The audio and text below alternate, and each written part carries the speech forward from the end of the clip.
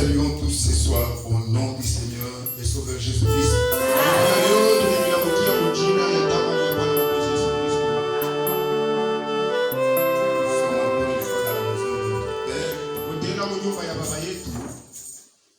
Pour partager le pain.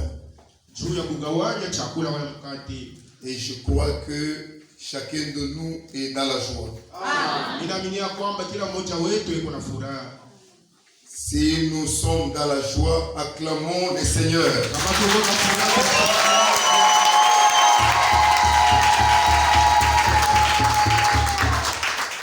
Que notre Dieu soit loué.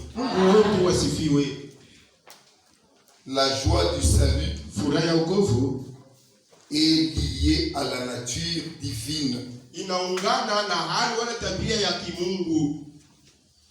C'est la joie qui se trouve en Dieu. Même si vous avez n'importe quel problème, mais la joie du salut ne doit pas vous quitter. Parce que Dieu ne te laissera pas. Lèvons-nous pour la lecture de la parole. Aujourd'hui, nous allons lire dans 1 Corinthiens, chapitre 11, à partir du verset 23. 1 Corinthiens, chapitre 11, à partir du verset 23.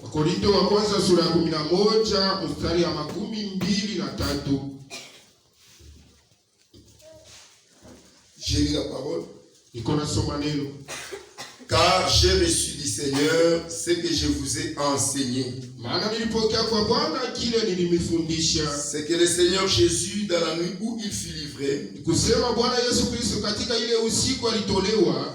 prit du pain. Et après avoir rendu grâce, le rompit et dit, ceci est mon corps qui est rompu pour vous. Faites ceci en mémoire de moi. De même, après avoir soupé, il prit la coupe et dit, cette coupe est la nouvelle alliance en mon sang.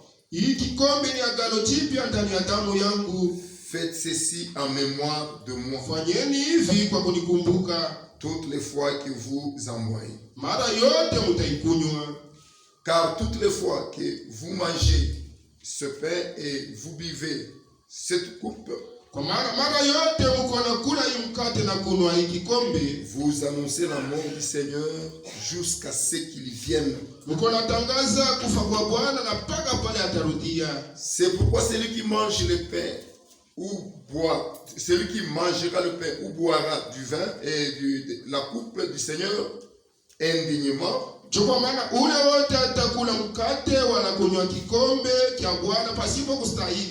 sera coupable envers le corps et le sang du Seigneur.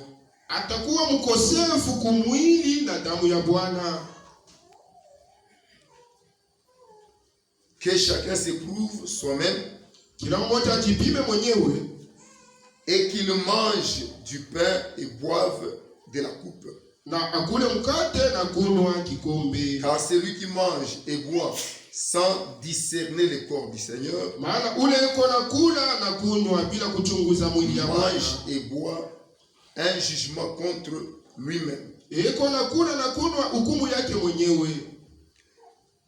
C'est pour cela qu'il y a parmi vous beaucoup d'infirmes et de malades et qu'un grand nombre sont morts.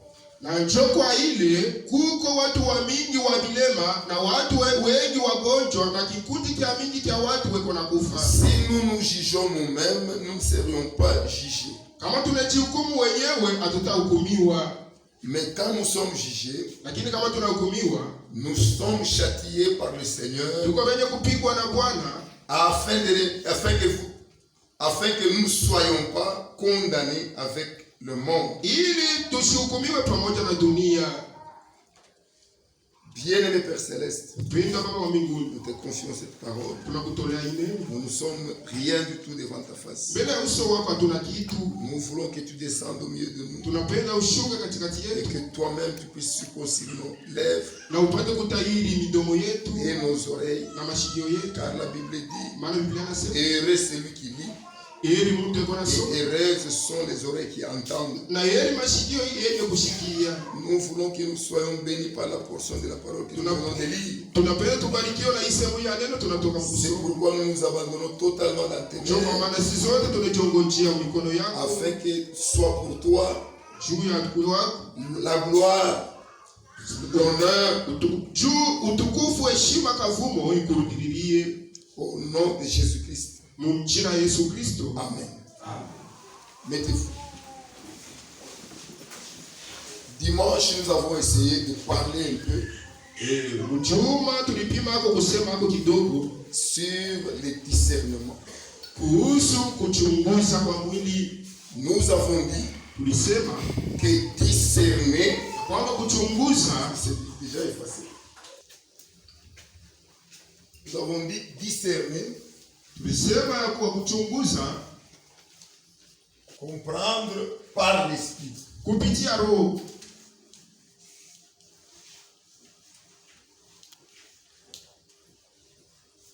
Et nous avons dit que ceci est le don de Dieu.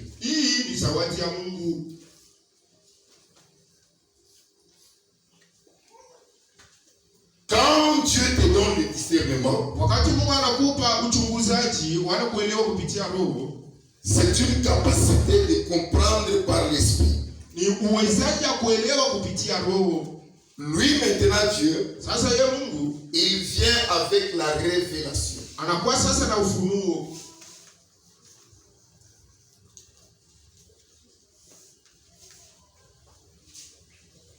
La révélation, c'est Dieu qui te la donne. C'est éclaircir les Écritures pour que quand tu discernes, tu puisses comprendre les Écritures. Amen. Et ceux qui discernent les Écritures correctement ne sont que les élus. C'est pourquoi nous allons lire dans Matthieu chapitre 13. À partir du verset 10. Les disciples s'approchèrent de lui pour les disciples s'approchèrent et lui dirent, pourquoi leur parlais-tu en parabole? Jésus leur répondit, parce qu'il vous a été donné de connaître le mystère du royaume des cieux. Et cela ne leur a pas été donné. Amen. Ceci est donné à une catégorie de personnes. Poursuivons la lecture, vous allez voir. Car on donnera à celui qui a, et il sera dans l'abondance. Mais à celui qui n'a pas, on ôtera même ce qu'il a. C'est pourquoi je leur parle en parabole. Parce qu'en voyant, ils ne voient point. Et qu'en entendant, ils n'entendent ni ne comprennent. Amen. Ça c'est Jésus qui parle. Et je continue la lecture. Et pour eux, s'accomplit cette prophétie d'Ésaïe. Vous entendrez de vos oreilles. Et vous ne comprendrez point. vous regarderez de vos yeux mutafungula macho mkuangalia, et vous ne verrez point. lakini mutaona. Car le cœur de ce peuple Kwa maana moyo ya hawa watu est devenu insensé. haiguswe haishituke tena. Ils ont endurci leurs oreilles Banakazisha mashikio yabo et ils ont fermé leurs yeux na kufunga macho yabo, de peur qu'ils ne voient de leurs yeux ili bashipate kuona et na qu'ils macho yabo n'entendent de leurs oreilles, na bashielewe na mashikio qu'ils yabo, ne comprennent de leur cœur, bashikie na mioyo yabo qu'ils ne se convertissent na bashigeuke et que je les guérisse. na nishindwe kubatunza. Amen. Quand Jésus est venu pour la première fois, comme nous l'avons dit, Wakati Yesu alikuja mara ya kwanza, vile tulisema, il était caché aux Juifs ile mambo ilikuwa yenye kufichama kwa Wayuda pour qu'ils puissent mourir juu apate kufa, afin de sauver l'humanité. juu apate kuokoa ulimwengu. S'il était révélé aux Juifs, Kama alifunuliwa kwa Wayuda, il n'allait pas les tuer. anakupasha kumuua. C'est pourquoi il s'est caché à eux. Ndio kwa maana anaanza kujificha kwa mambo yako. Amen. Et nous avons lu cela Na tulisoma ile dans 1 Corinthiens chapitre 2, Wakorintho wa kwanza sura ya pili, là où Paul était en train d'expliquer ça. pale Paulo alianza kuifasiria ile mambo Que si il eût juste connu ce mystère, ya kwamba kama wangejua hii ils n'auraient pas crucifié le Seigneur de gloire. hawakupaswa kumtundika Bwana wa utukufu, Amen. Ils l'ont tué bali muua par ignorance. kutokujua. Et pour les nations, Na juu ya mataifa Dieu ne se révèle qu'aux élus Mungu yuko anajifunua tu ni pa kuwachaguliwa totalement. kabisa kabisa yeye wote. Et nous continuons. Verset 15. Mstari ya 15. Prenons le verset 16. Mstari ya 16. Mais heureux sont vos yeux, Lakini heri macho yenu parce qu'ils voient, maana iko naona, et vos oreilles parce qu'elles entendent. na mashikio yenu kwa maana iko nasikia. Je vous le dis en vérité, Kweli kweli namiambia, beaucoup de prophètes et de justes wanabii wengi na wenye haki wengi ont désiré voir ce que vous voyez walitamania kuona hivi mkonoona et ne l'ont point vu, na hawakuibione, et entendre ce que vous na entendez kushikia hivi mkonashikia et ne l'ont point entendu. na hawakuibishikie. Amen. La parole de Dieu, Neno ya Mungu c'est une révélation. ni ufunuo. C'est pourquoi Paul, Ndio kwa maana Paulo quand il parle de ce que nous avons lu ici, wakati anasema kuhusu hivi tunatoka mkusoma, il dit, iko nasema je vous annonce ce que j'ai reçu du Seigneur. niko na mitangazia bila nilipokea kwa Je Bwana. vais le relire. Nitasoma mote. Il dit, Niko nasema car j'ai reçu du Seigneur kwa maana nilipokea kwa Bwana ce que je vous ai annoncé, ou ce que je vous ai enseigné. bila nilimifundisha, C'est-à-dire, ni kusema c'est un commandement du Seigneur. ni amri ya Bwana, C'est une révélation du Seigneur. ni ufunuo ya Bwana. Et votre destinée éternelle Mipangilio yako ya milele ne repose pas sur ce que vous entendez aishimamie yule ya pale bia vile uko ou nashikia ce que vous comprenez, wala vile uko naelewa, mais votre destinée éternelle lakini matayarisho yako ya milele se repose sur ce que vous discernez iko nashimamia yule ya vile uko nachunguza quand vous entendez, wakati unashikia, et ce que vous discernez na ile uko nachunguza quand vous comprenez. wakati unaelewa. Amen. C'est ce que le frère Branham essaie d'expliquer ici. Ndio kile ndugu Branham iko nafasiria Dans le message discerner le corps du Seigneur, ile ujumbe inaitwa kuchunguza mwili ya Bwana, page 4. karatasi ya kiaini. Il n'y a pas de paragraphe vers la fin là. Hakuna vifungu ni mwisho. Notre destinée éternelle Matayarisho yetu ya milele n'est pas du tout déterminée par ce que nous voyons. aina yenye kutiliwa waziwazi kupitia ile tuko nasikia et ce que nous entendons. na kupitia ile tuko naona na kusikia. Mais par le discernement Lakini kupitia uchunguzi que nous recevons ile tuko napokea concernant ce que nous voyons yenye kuangalia vile tuko naona et ce que nous entendons. na vile tuko nasikia. Amen. Quand tu vois quelque chose, Kama unaona kitu fulani ce qui est très important, yenye kwanza nafasi sana c'est ce que tu comprends quand tu vois. ni wakati unaelewa, wakati unaona. Parce que quand tu veux agir, Kama unapenda kutenda tu ne vas pas agir selon ce que tu as vu. hautatenda kufuatana na vile utaona, Tu vas agir selon ce que tu as compris. utatenda kufuatana vile unaelewa. Amen. C'est la raison pour laquelle, Ndio kwa maana dans les dénominations, mazebu ils comprennent mal la parole de Dieu. beko naelewa mbaya ya neno ya Mungu. C'est la raison pour laquelle ils sont à côté de la volonté de Dieu. Ndio kwa maana beko mpembeni ya mapenzi ya Mungu. Mais nous, Lakini shi Dieu nous a fait grâce. Mungu alitufundisha neema, Parce que la révélation maana ufunuo est tellement claire pour nous comme du cristal, iko waziwazi kwetu sawa vile kilauri, au point que chaque écriture s'explique par l'autre, kufika na munukta andiko fulani iko nafasiria andiko nyingine, jusqu'au bloc complet appelé la Bible.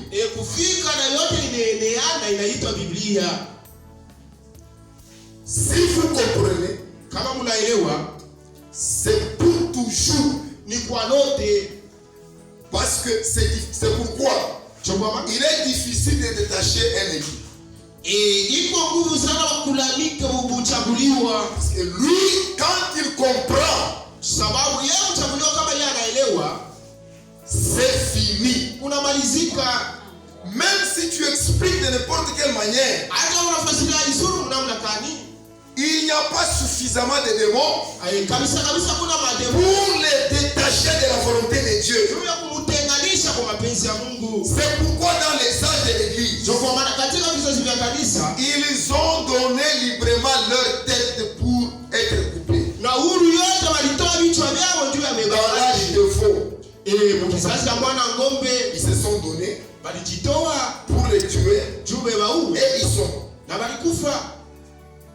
Et personne ne peut vous ravir la révélation. Na kama kuna mtu anaweza kukunyang'anya ufunuo, C'est ce que Jésus a dit. ndio kile Yesu alisema. C'est ça la nature des élus. Ndio ile hali ya wachaguliwa. Un élu Wachaguliwa a reçu un don de Dieu. alipokea zawadi ya Mungu. Le don de Dieu, Zawadi ya Mungu c'est comprendre la parole exactement. ni kuelewa neno yote Et ya dès qu'il comprend la parole exactement, unaelewa neno ya Mungu na uhakika yote. tu n'as pas une possibilité pour les détacher de la parole. Hakuna namna hata moja kutenganisha na neno. Nous lisons cela dans Jean chapitre 10. Tunaisoma ile mu Yohana sura yake ya 10. Jean chapitre 10. Yohana sura yake ya 10. Nous lisons le verset 25. Mstari wa 25. Jésus leur répondit, Yesu akawajibu, je vous l'ai dit, niliniambia et vous ne croyez pas. na amkuamini. Les œuvres que j'ai faites Hii matendo niko au nom natenda de mon Père munjina ya rendent témoignage de moi. iko nanishuhudia, Mais vous ne croyez pas, lakini moyo mwaminie, parce que vous n'êtes pas de mes brebis. maana amuna bakondoo wangu. Et là, écoutez. Shike sasa. Mes brebis entendent ma voix, Kondoo yangu iko nashika sauti yangu, je les connais mimi naijua, et elles me suivent. na ile kondoo iko nanifuata. Je leur donne la vie éternelle Niko na wapa uzima wa milele, et elles ne périront jamais. na kama hawatapoteaka, Et personne ne les ravira de ma na main. hakuna hata mtu mmoja atabanyang'anya mu mikono yangu. Amen. Les brebis du Seigneur. Bakondoo ba Bwana, D'abord, la nature d'une brebis. mbele hali wala mbile ya kondoo, La brebis n'est pas intelligente. na kondoo ashikalake na akili, La brebis s'attend simplement au berger. na kondoo iko na kijongojea tu mpaka kwa mchungaji, Elle a confiance au berger. na anaweza kitumaini yake. Et notre berger, na mchungaji c'est le wetu Seigneur Jésus-Christ. Bwana Yesu Kristo, Lui, yeye il ne prêche pas la parole. Yashubiri neno. Lui, Yeye. il est lui-même la parole. Ndio mwenye neno. Et quand tu es une brebis, Na kama kwa kondoo. comme il sait que tu n'es pas intelligent, Sababu yeye anajua kwamba huna na akili. il vient lui-même, Yeye mwenyewe kwa anakuja. il entre en toi Anaingia ndani mwako. et il commence à agir. Na anaanza kutenda ndani mwako. Te détacher de la parole, Kutengana na neno, c'est chasser Dieu de toi. ni kumfukuza Mungu kwako wewe. Or, chasser Dieu de toi, Na jambo kutenganisha wala kufukuza il est pratiquement impossible. kama haiwezekani kama wewe. C'est ce que Jésus dit. Na ndio kile Yesu anasema, Je les connais ninaijua et kondoo elles me suivent. nayo iko nanifuata. Je leur donne la vie éternelle Niko naipa uzima wa milele et elles ne périront na jamais. kama isitapoteaka. Et personne ne les ravira de ma Na main. hakuna mtu atainyang'anya mikono yangu. Amen. Ici, Hapa il y a les brebis de Dieu ameweka makondoo wa Mungu qui ne défendent que la parole pure. bobeko natetea tu mpaka neno safi. Amen. Discerner Chunguza vous donne une conduite irréprochable iko nakupa ongozaji yasipo na umu wala kelele jusqu'au jour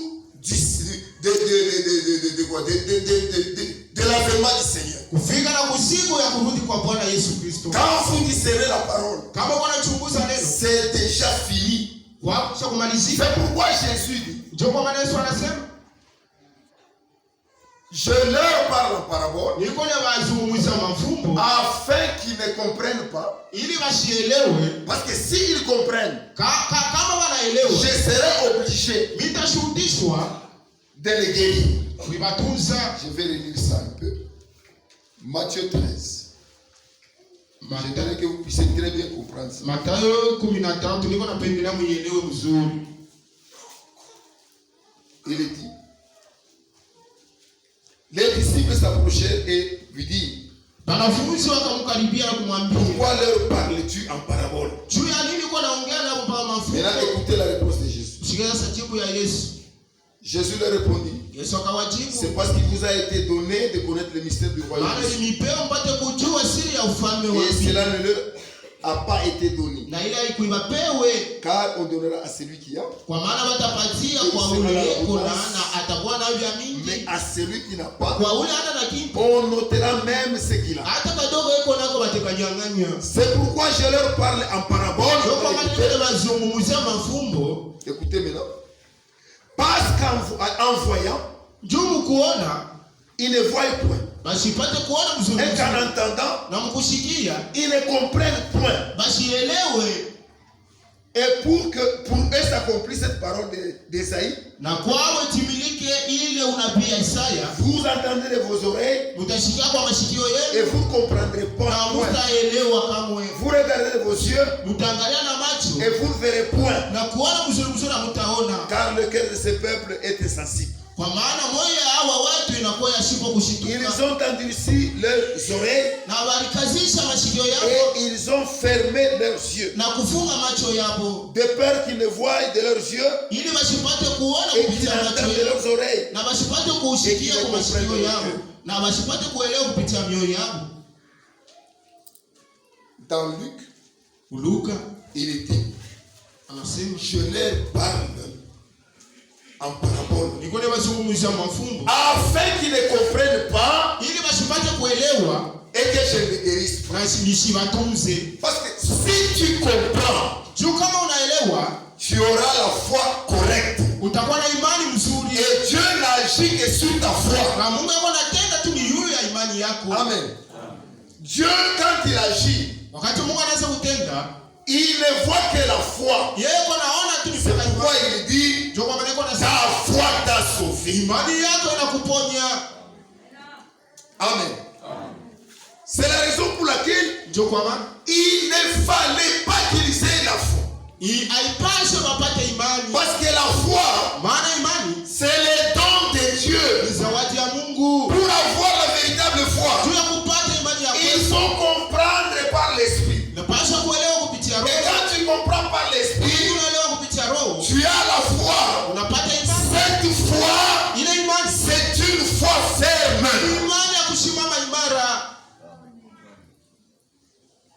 C'est pourquoi Paul parle. Il dit que le discernement vous donne une conduite irréprochable jusqu'au jour du Seigneur, jusqu'au jour de l'enlèvement. Et ce discernement-là, ça c'est quand vous l'avez, on l'appelle bon discernement. En d'autres termes, c'est discerner les choses les meilleures. C'est ça la prière de chaque prédicateur. Quand nous prêchons la parole, nous voulons que les enfants de Dieu comprennent totalement. Nous lisons dans Philippiens chapitre 1. Nous allons voir comment Paul est en train de dire.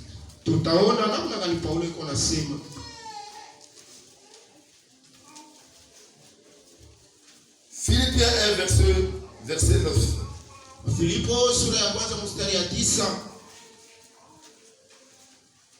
Et ce que je donne, et ce que je demande dans mes prières, c'est que votre amour augmente de plus en plus en connaissance et en pleine intelligence. Pourquoi? Pour le discernement des choses les meilleures, afin que vous soyez purs et irréprochables pour les jours de Christ.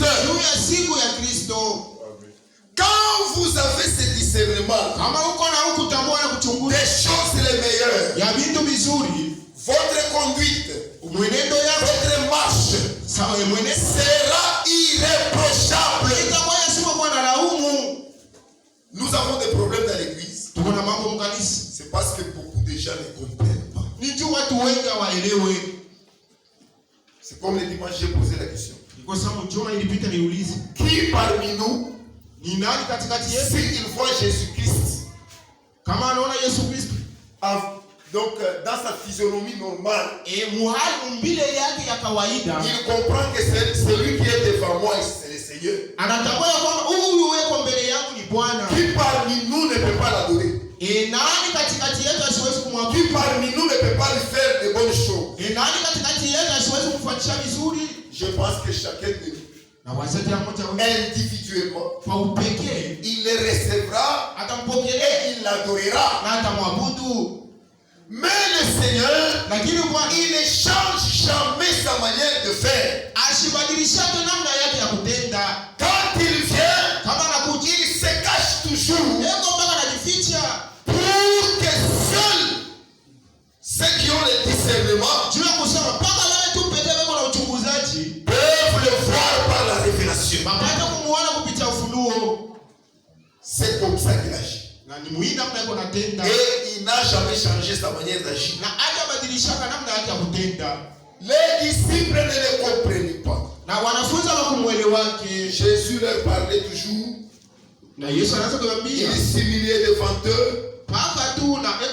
Il essayait de parler, mais il ne comprenait pas. D'abord, ses frères dans la chair, il ne les comprenait pas. Jésus a commencé à faire les miracles dans sa famille. Pendant qu'il faisait les miracles, ses frères se posaient des questions. Ce grand spectacle ici, s'il va le faire en public, n'est-ce pas? Les gens vont commencer à le suivre. Pourquoi il le fait quand nous sommes à la maison seulement? Ils ont profité du fait des tabernacles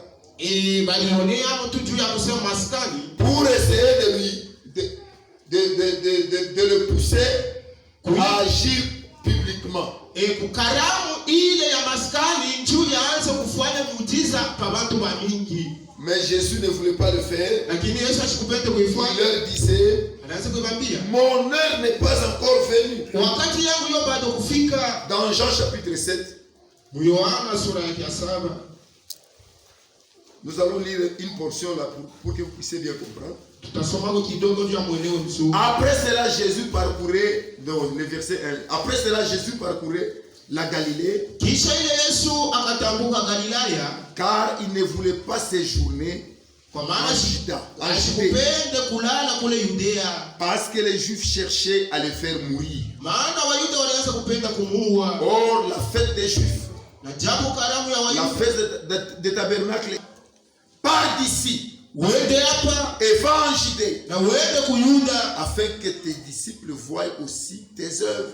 ili wanafunzi yako wapate kuona matendo yako. Personne n'agit en secret Hakuna mtu anatenda msiri lorsqu'il désire paraître. Si tu fais ces choses, wakati wanapenda onekane mkufanya bibintu. si tu fais ces choses, montre-toi toi-même, Kama wanafanya bibintu ujioneshe wewe mwenyewe kumdunia. car Wanaanza kumsukuma d'aller en public, juu ya kwenda mbatu afin que quand il sera en public juu ya kusawaganya et quand il va faire en public, wakati atafanya mbatu mamini qu'il croie aussi, parce qu'il ne croyait pas. na wao wasije mkiwali kuamini, maana wakuaminie. Maintenant, la réponse de Jésus. Sasa jibu ya Yesu. Jésus leur dit, Yesu akamwambia, mon temps n'est pas encore venu, muda yangu hiyo bado mais kufika, votre temps est toujours prêt. lakini wakati yenu iko tu mpaka tayari.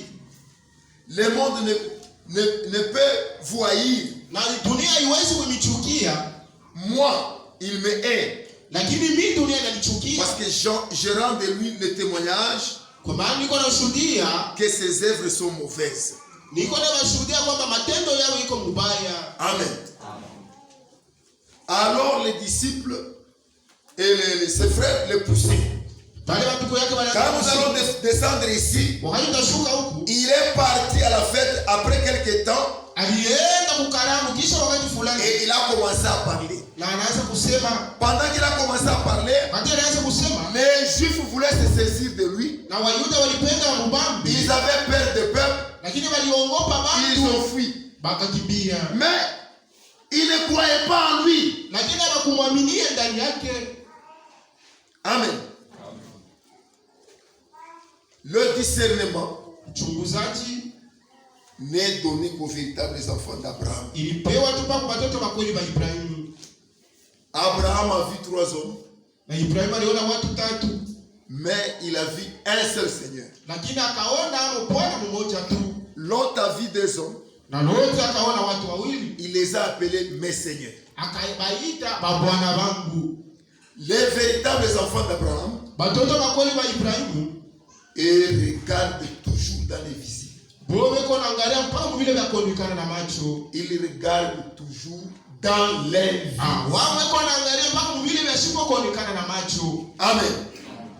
Toujours dans l'invisible. Mpaka vile siko kuonekana. Les ce que Dieu nous donne, Macho ile Mungu anatupa c'est pour regarder ce qui est en face. ni juu ya kuona hivi viko pambele. Mais ce que nous voyons, Lakini kile tuko ce naona, n'est pas ce que nous regardons, ana kile tuko mais naangalia. c'est ce que nous comprenons Lakini kile tuko naelewa. quand nous regardons. Wakati Et tunaangalia. c'est ce qui demeure éternellement. Kile kiko na dumu milele. Amen. Dans Marc, Marko chapitre 9, sura ya 9. nous allons lire quelques éléments là-bas. Tasoma kwa vipande kidogo pale.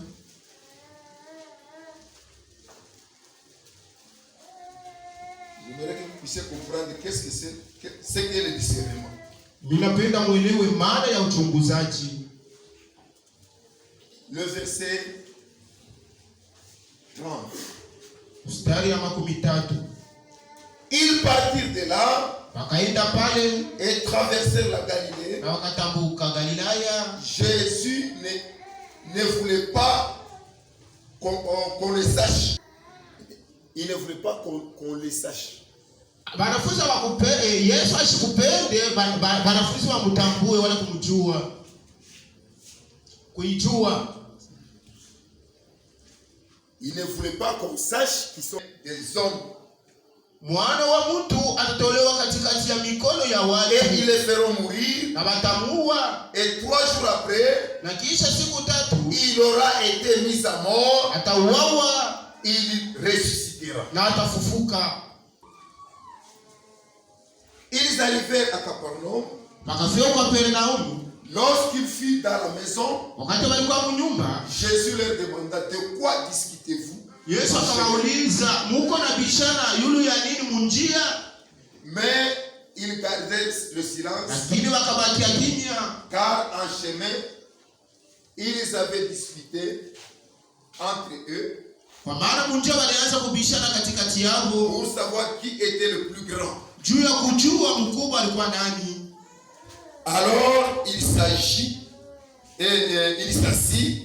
Na pale wakaikala. Appela les 12 et leur dit. Na akaita wa 12 na si quelqu'un veut être le premier, kama mundu anapenda awe wa kwanza, qu'il soit le dernier de tous. Awe wa mwisho ya. Quiconque reçoit au nom, en mon nom, un de ces petits enfants, wote atapokea mjina yangu mmoja wa watoto kidogo,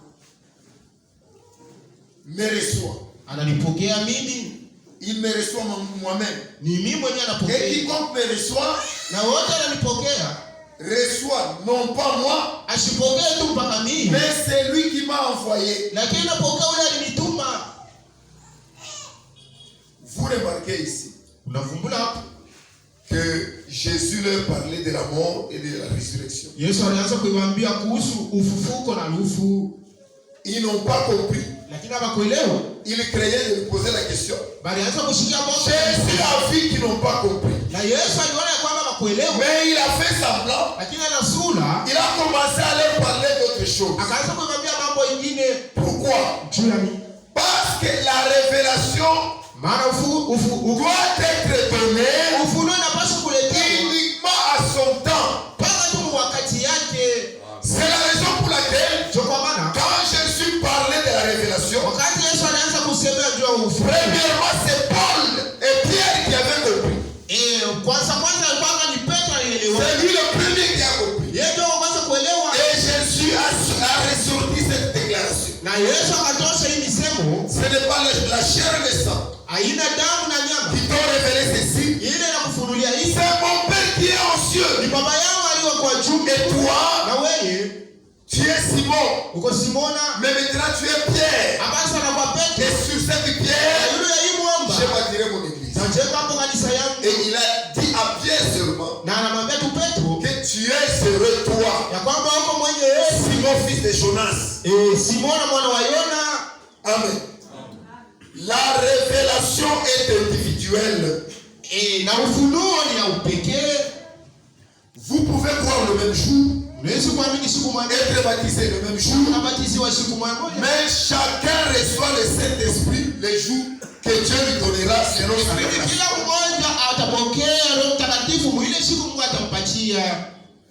C'est pourquoi je voulais vous faire voir quelque chose.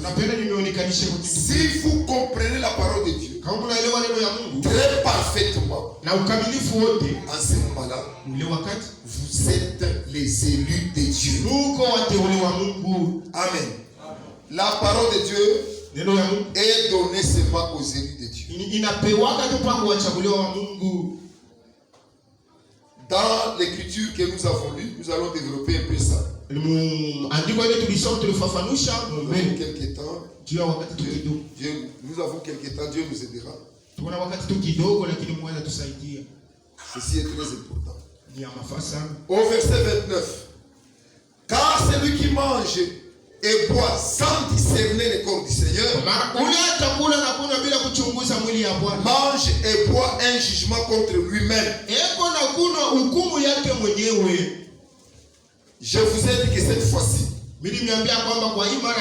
je ne parlerai pas tellement de la vie privée.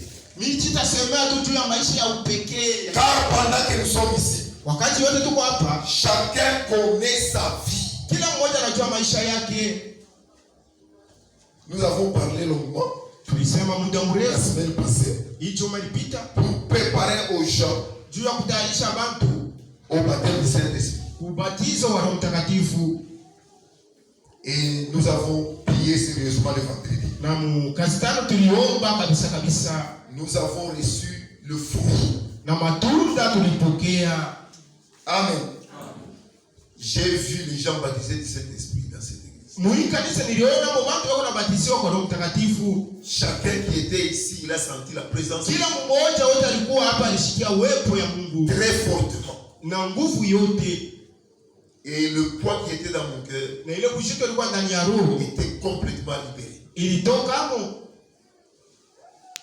Sur ces paroles ici, Yule ya imsema chacun doit sonder kila mmoja son cœur. Kila mmoja anapaswa kuchunguza moyo wake. Chacun doit s'examiner lui-même. Kila mmoja anapaswa kujichunguza yeye mwenyewe. Nous devons manger Tunapaswa kula en discernant. kuchunguza. Le pain est le symbole.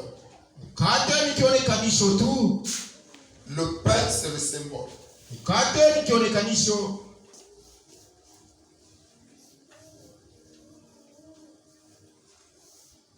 Le pain vient du blé. Mkate inatoka kungano.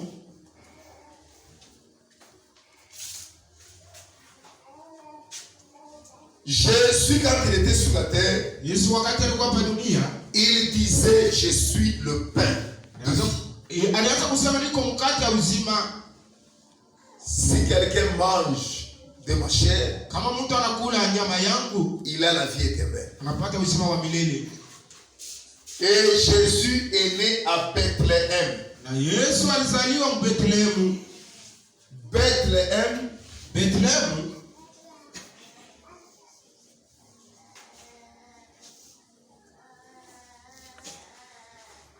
Beth, c'est la maison. Beth maana yake ni nyumba. Les M, il y a les M. Huko ule M. Ici, les, c'est Dieu. Huyu sasa ni Mungu. M, c'est pain. M yeye ni mkate. Bethléem Bethlehem signifie la maison maana yake nyumba de pain ya mikate de Dieu. ya Mungu. Amen. Je vais lire un peu. Le frère Branham est en train de le dire ici dans le message, le soif et la soif. Konisoma hapa ndugu Branham konisema mu kitabu cha mahubiri kinaitwa Kiu. Paragraphe 203. Kipande yake 203. Remarquez David dans cette condition. Mwangalie Daudi mwile hali. Il a regardé en bas. Aliangalia chini. Il a regardé sa cité bien-aimée. Akaangalia makao yake mapendo. Et il s'est rappelé que lorsqu'il était un petit enfant, Na akakumbuka wakati alikuwa mtoto kidogo, il avait l'habitude d'amener ses brebis là-bas. alikuwa na zoezi ya kupeleka makondoo pale Près d'un certain temps, karibu na kiziba cha maji là-bas. pale. C'était un pays qui avait beaucoup d'eau et de pain.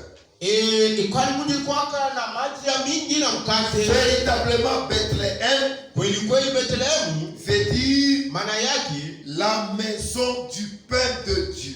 nyumba mkate ya Mungu. Amen. La Bethléem, c'est la maison du pain de Dieu.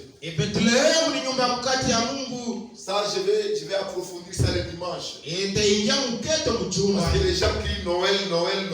Maana watu wako nalalamika Noeli. Ils ne savent pas l'origine de ces choses. Abajue kule vilitokea mambo ya Ces choses, ce sont des fêtes païennes. hivi vitu ni makaramu ya Ça n'a jamais existé dans la Bible. Biblia havikalaki hemo. Le dimanche, venez le dimanche matin. Mchoma mkuu ya Vous asubuhi. allez comprendre que ces choses, ça ne vient pas de Dieu. Mtaelewa kwamba hivi vitu vitokee kwa Mungu. Bethléem. Bethlehem. Maintenant, à la naissance de Jésus, Mkuzaliwa kwa Yesu. d'après Michée, Kufuatana na Mika, Jésus devait naître à Bethléem. Yesu alipaswa kuzaliwa ku Bethlehem. Parce que Il était le pain de Dieu. Wakati mkate ya Mungu. Qu'est-ce que Dieu avait fait? Mungu alifanyaka nini? Joseph et Marie étaient très loin. Yusufu na Maria walikuwa kambali.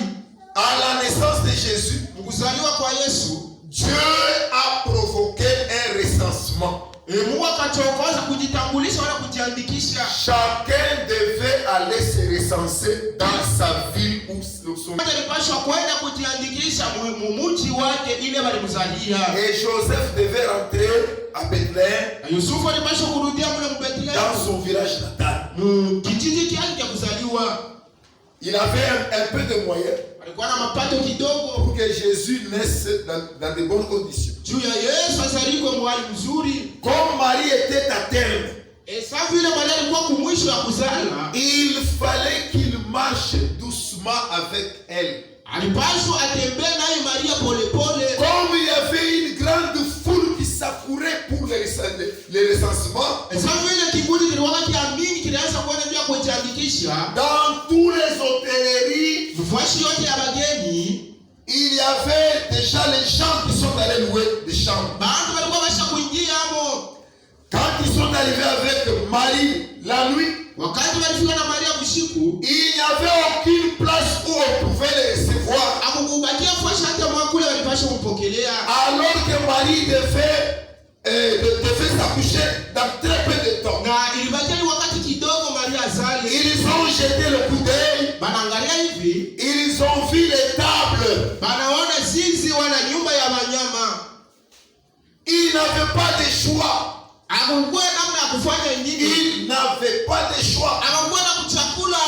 Ils sont entrés dans les tables. Banaingia mzizi. Ils ont trouvé quelque part là où les brebis mangent. Banakuta fuashi fulani pale peko na kulia baba kondoo. Il y avait une place vacante. Palikuwa fuashi ya wazi. Là où Marie pouvait s'accoucher. Pale Maria alipaswa kuzalia. Et l'enfant Jésus était né là-bas. Na Yesu, mtoto Yesu alizaliwa pale. Est-ce que vous comprenez cela? Et non pas, ce n'était pas leur vouloir. Haikuwa kutaka kwao. Ils n'ont pas compris comment ils sont arrivés à faire cela. Akakujua namna gani walifika mwile kiwango. Jésus était né. Yesu alizaliwa. Marie a pris de ses pannes. Et na Maria et l'a envoyé là-bas. Anamfunika pale. Ils ne savaient pas que Jésus était l'agneau de Dieu. En tant qu'agneau de Dieu, il devait être dans les tables. Et en tant que le pain de Dieu, il devait être à Bethléem. On va approfondir ça le dimanche. C'est ainsi que Jésus disait.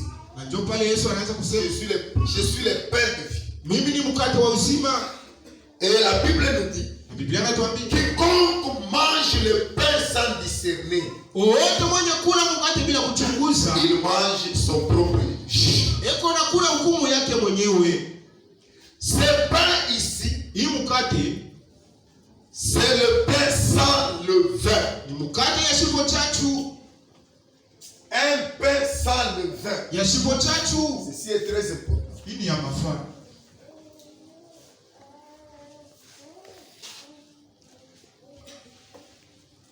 Sans levain. Bila chachu.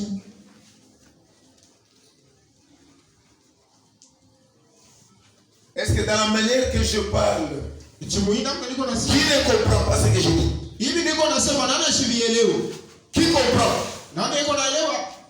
Que Dieu vous bénisse. C'est le vin ici. C'est un produit qu'on met dans le pain naturel. Pour élever le pain. Pour gonfler le pain. Maintenant, dans le sens dont c'est parlé ici, c'est dans le sens spirituel. On prend les exemples naturels pour que vous puissiez discerner. Amen. Quand vous allez discerner, c'est-à-dire vous allez comprendre kusema mtaelewa pour toujours. kwa lote. Amen. C'est le pain Mkate sans le vin, yasipo chachu c'est le type de l'humilité. ni mfano ya unyenyekevu. Jésus est humble. Yesu ni mnyenyekevu. Maintenant, quand vous prenez la pâte Lakini kama nabeba ile sans y mettre du levain, ile mkate ya kuchanganya pasipo kuweka mchachu, la pâte ne gonfle pas. ile mkate ya kuchanganya haivimbe. Mais quand on en fait un pain, Lakini wakati wanafanya mkate, un petit morceau kipande kidogo pèse beaucoup. kinakuwa na uzito sana. Est-ce que vous comprenez cela?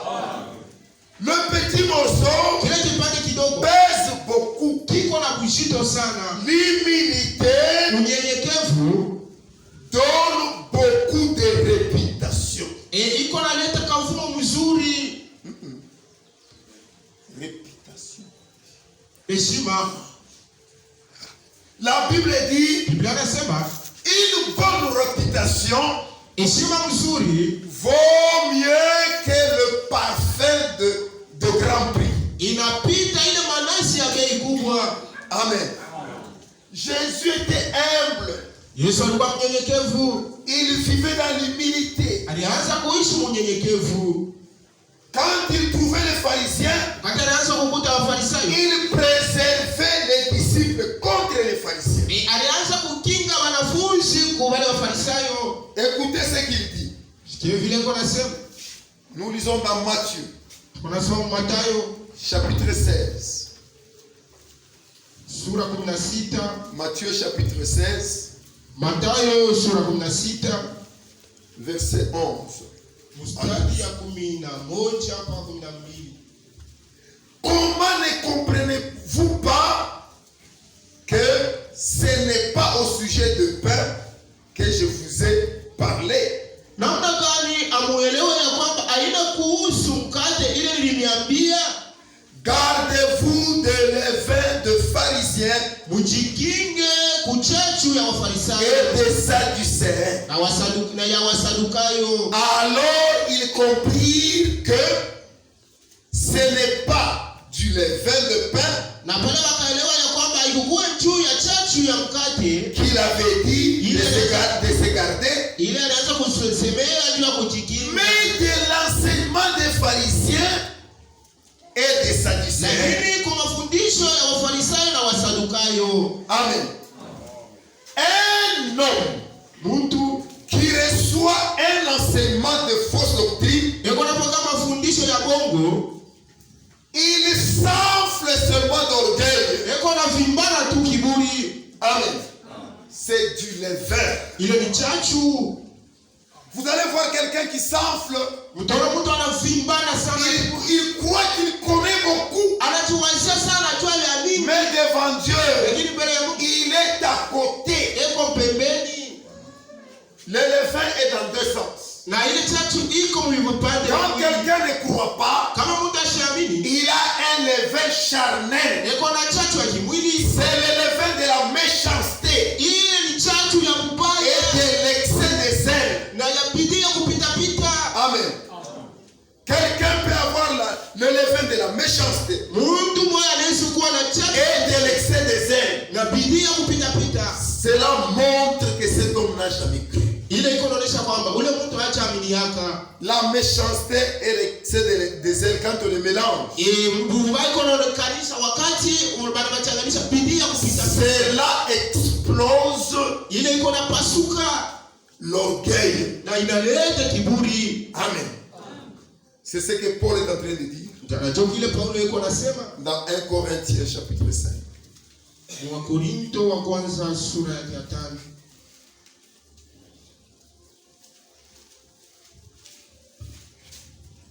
1 Corinthiens 5 verset 6 à 8. Wakorinto wa kwanza sura ya 5 mwanzo mstari ya 7 mpaka ya 8. C'est bien à tort que vous vous glorifiez. Ni kwa bure bure wala ni kwa kosa kule mko najitukuza. Ne savez-vous que ne savez-vous pas qu'un peu de levain fait lever toute la pâte? Eti amujue ya kwamba chachu tu kidogo iko na vimbisha mkate yote. Faites disparaître le vieux levain. Mupoteze basi ile vinyo ya zamani. Afin que vous soyez une pâte nouvelle. Ili mupate kwa mkate mpya. Puisque vous êtes sans levain. Maana muna na chachu. Car Christ notre Pâque kwa maana Kristo Pasaka yetu a été immolé. Alichinjiwa. Pour que Christ soit immolé, juu ya Kristo achinjiwa, il s'est humilié. Alijinyenyekeza. Quand tu marches dans la parole de Dieu, ne te vois pas quelque chose devant les autres. Vois-toi rien du tout. Si tu ne vois rien du tout, alors quand Dieu te pèse, tu as du poids. Ça c'est vrai.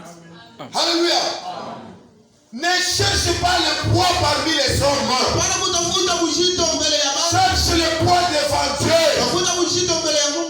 Qu'on t'injurie, qu'on t'écrase, mais garde-toi humble. Amen. Célébrons donc la fête. Non avec du vieux levain. Non avec un levain de malice